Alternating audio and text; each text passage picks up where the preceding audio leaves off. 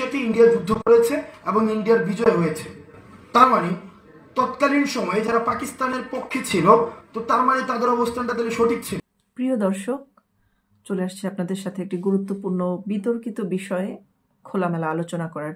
আজকের যেটা আলোচিত ঘটনা সেটা হচ্ছে আমাদের বাংলাদেশের 16 ডিসেম্বরের মহান বিজয় দিবসকে কেন্দ্র করে পার্শ্ববর্তী রাষ্ট্র ভারতের প্রধানমন্ত্রী নরেন্দ্র মোদী একটি টুইট করেন, যেখানে সেই টুইটে তিনি যে ইংরেজিতে যে পোস্টটি করেন সেই পোস্টের বাংলাটি আমি আপনাদেরকে শোনাচ্ছি, কারণ এটা নিয়ে খুব বিতর্ক হচ্ছে। হাসনাত আবদুল্লাহ এমন ধরনের কিছু উস্কানিমূলক বক্তব্য দিচ্ছে যে ইতিহাসকে বিকৃত করবে, এবং এটা নিয়ে মূর্খের মতন আসিফ নজরুলও দেখলাম যে প্রতিবাদ করেছে তার ফেসবুক ওয়ালে।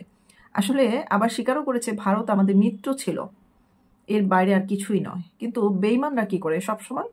বেইমানরা সবসময় সুযোগ সুবিধা নেবে, কিন্তু যে তার উপকার করলো তার কথা কখনো স্বীকার করলো না, তাদের উপকারিতা গ্রহণ করবে কিন্তু উপকার স্বীকার করবে না, তার নাম হচ্ছে বেইমান। তো তারা যে পোস্টকে ঘিরে এখন বাংলাদেশের রাজাকারদেরকে মুক্তিযোদ্ধা বানানোর পায়তারা করছে, সেই পোস্টটির বাংলা আমি আপনাদেরকে অনুবাদ করে শোনাচ্ছি। তিনি লিখেছেন যে আজ বিজয় দিবসে আমরা 1971 সালে ভারতের ঐতিহাসিক বিজয়ে অবদান রাখা। তিনি বলেছে ভারতের অবদানে সাহসী সৈন্যদের সাহস ও আত্মত্যাগকে সম্মান জানাই। তাদের নিঃস্বার্থ উৎসর্গ এবং অটল সংকল্প আমাদের জাতিকে রক্ষা করেছে এবং আমাদের গৌরব এনে দিয়েছে। এই দিনটি তাদের অসাধারণ বীরত্ব এবং তাদের অদম্য চেতনার প্রতি শ্রদ্ধাশীল। তাদের আত্মত্যাগ চিরকাল প্রজন্মকে অনুপ্রাণিত করবে এবং আমাদের জাতির ইতিহাস গৌরবের সাথে গাথা থাকবে।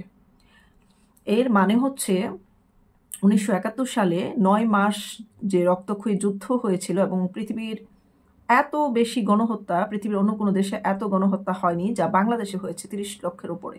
এত বর্বরোচিত হামলা, এত বড় গণহত্যা পৃথিবীতে খুব কমই দেখা যায়।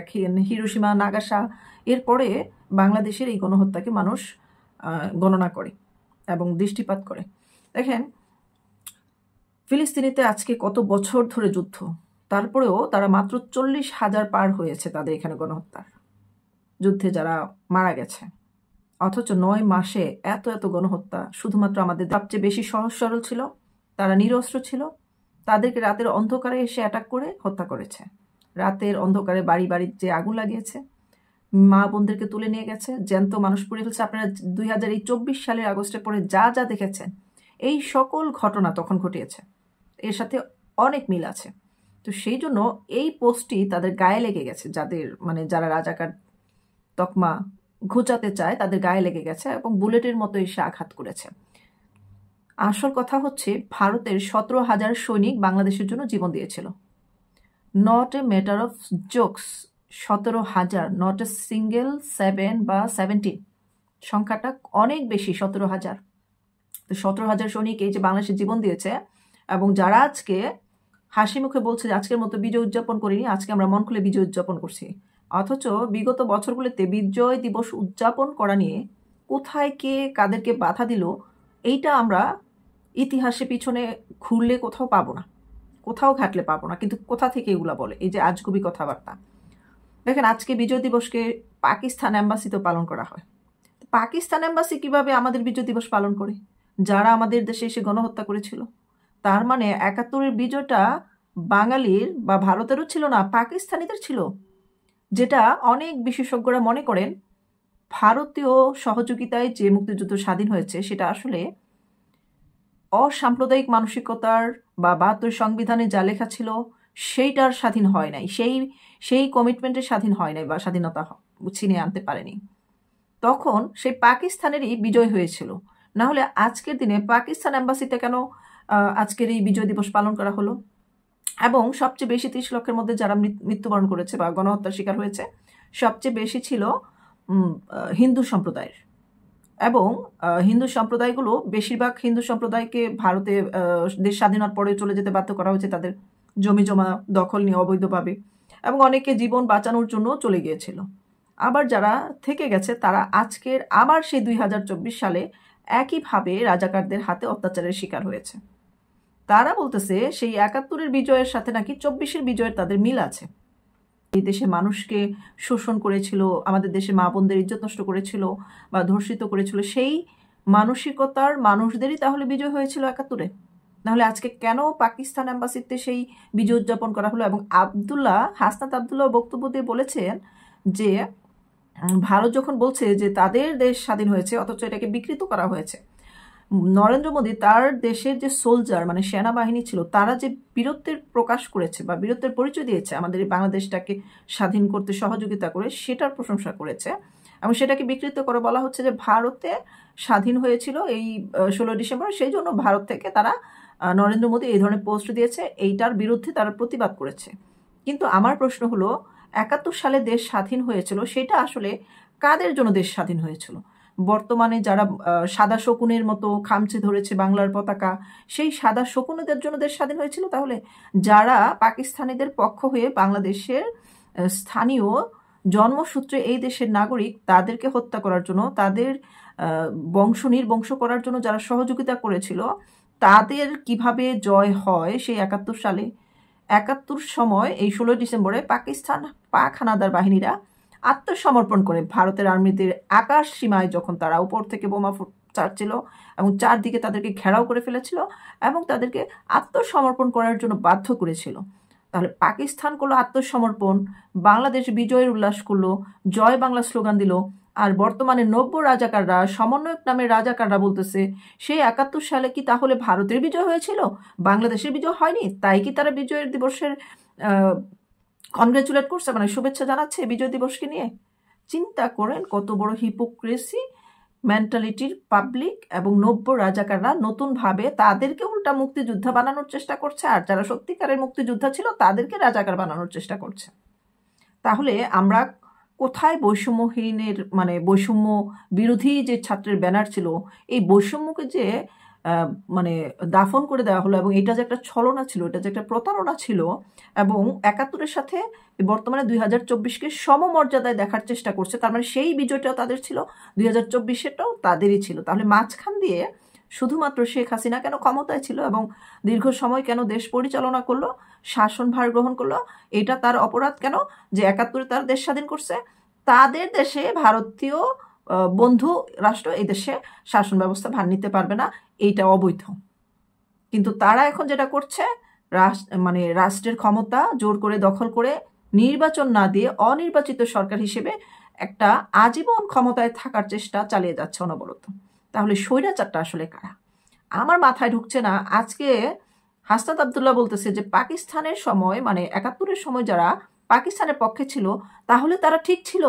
আর এই কথাটা বলার জন্য বা জাতিকে এটা বোঝানোর জন্যই নাটকীয়ভাবে এই লম্বা একটা সময় ধরে ভারত বিদ্বেষী ইতিহাস সৃষ্টি করলো তারা। অথচ ভারতকে যেভাবে হেনস্থা করেছে, ভারতকে যেভাবে অপমান করেছে, আগরতলা পর্যন্ত চলে গেছে লং মার্চ করতে করতে, সে তাদের পতাকা, ভারতের পতাকা পোড়ালো, ভারতকে উল্টা দুঃখ প্রকাশ করার জন্য বাধ্য করা হলো, অথচ তারা নিজে থেকে দুঃখ প্রকাশ করেছে। বাংলাদেশে যে ভারতের পতাকা পা দেওয়া হলো বাধ্যতামূলক করে, এবং বাংলাদেশে যে ভারতের পতাকা পোড়ানো হলো, সেটা নিয়ে বাঙালিদের কোনো রকম লজ্জা শরম ছিল না বা হলো না। এখন আজকের দিনে বিজয় দিবসে দেখলাম জাতীয় পতাকার অবমাননা কাকে বলে সেটাও দেখিয়ে দেওয়া হয়েছে। আমাদের পতাকার আকৃতি হচ্ছে মাঝখানে লাল, চারদিকে সবুজ। সেই পতাকাকে বিকৃত করে ত্রিকোণ আকারে একটা, মানে আপনার ছবিতে দেখে নেন কি ধরনের আরবি লেখা লাল সবুজের উপরে একটা পতাকা নিয়ে র্যালি করা হলো। যেই পতাকার অবমাননার মামলা দিয়ে চিন্ময় কৃষ্ণ দাসকে অ্যারেস্ট করা হলো। তাদের যে গাঢ় রংটা তাদের প্রতীক, সূর্যের আলোর মতো সত্য তাদের শান্তির বাণী, সেটা বোঝানোর জন্য তারা সেই প্রতীক ব্যবহার করে থাকেন। সেই প্রতীকই ছোট্ট একটি পতাকা কেন তারা বাংলাদেশের পতাকার সাথে রাখা হলো, ওনাকে পতাকার অবমাননা দেওয়া হলো। তাহলে জাতি এবং ভবিষ্যৎ যে একটা ঘোর অন্ধকারের দিকে যাচ্ছে এবং ভবিষ্যতে আরেকটা বড় কেয়ামত আসতে পারে। এমনিতেও শোনা যাচ্ছে শেখ হাসিনা চলে আসবে এবং বীরের বেশে আসবে এবং লক্ষ লক্ষ কোটি কোটি মানুষ তাকে এয়ারপোর্ট থেকে রিসিভ করতে যাবে এবং ভারত সেটা পূর্ণ মর্যাদার সাথে সম্পাদনা করে দিবেন, পূর্ণ সহযোগিতায়। আর সেই জন্যই ভারতের প্রতি তাদের এত রাগ, এত ক্ষোভ। ভারতকে কিভাবে দমন করা যায়, ভারতের চিকেন নেক খেয়ে ফেলবো, 7 সিস্টার খেয়ে ফেলবো, এই ভয় হুমকি ধামকি দিয়ে তারা চুনোপুটিগুলা ভারতকে থ্রেট মারে। অথচ ভারত যে কারো থ্রেটকে পরোয়া করে না, এইটা তারা খুনাক্ষরও মানে আজও পর্যন্ত তাদের ধারণাই হলো না। ভারতকে টুকরো টুকরো করে ফেলবে, গাজিয়া হিন্দ করবে, মানে তাদের কত স্বপ্ন। তবে খুব শীঘ্রই তাদের কালবৈশাখী নেমে আসতে পারে তাদের জীবনে, যারা আজকে ক্ষোভ জানাচ্ছে, যারা আজকে পাকিস্তানকে সঠিক বলছে, তারা আবার সেই পাকিস্তানি হানাদারের মতো যে ৭১-এ ১৬ ডিসেম্বরে পরাজয় স্বীকার করেছিল, মাথা নিচু করে এখান থেকে বাংলাদেশ ছেড়ে চলে যেতে বাধ্য হয়েছিল, এবার মনে হয় সেই সুযোগটাও তারা পাবে না। এবার আত্মসমর্পণ করার সুযোগও পাবে না। ভারত মিডিয়া জানিয়েছে বাংলাদেশের ৩ দিকেই ভারতের সীমানা।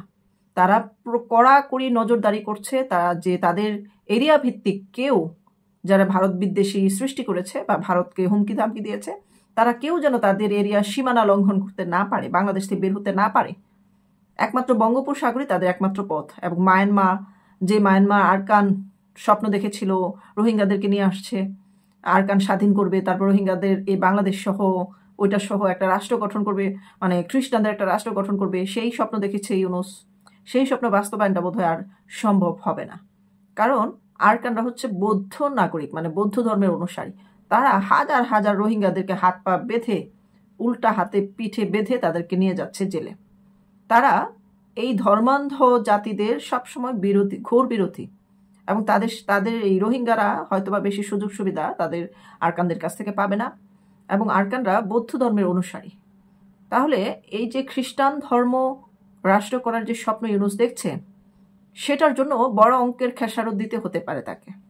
আর বঙ্গোপসাগরে গিয়ে পানিতে ডুবে মরা ছাড়া আমার মনে হয় তাদের আর কোনো পথ খোলা থাকবে না।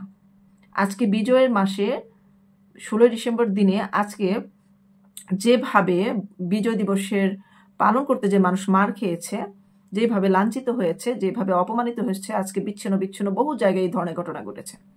এটা হয়তোবা অনেক বড় আকারে একটা ঝড় আসতে পারে এবং বাংলাদেশ সেই ১৬ ডিসেম্বরই বিজয় দিবস পালন করবে, কিন্তু রাজাকার মুক্ত বাংলাদেশ করবে।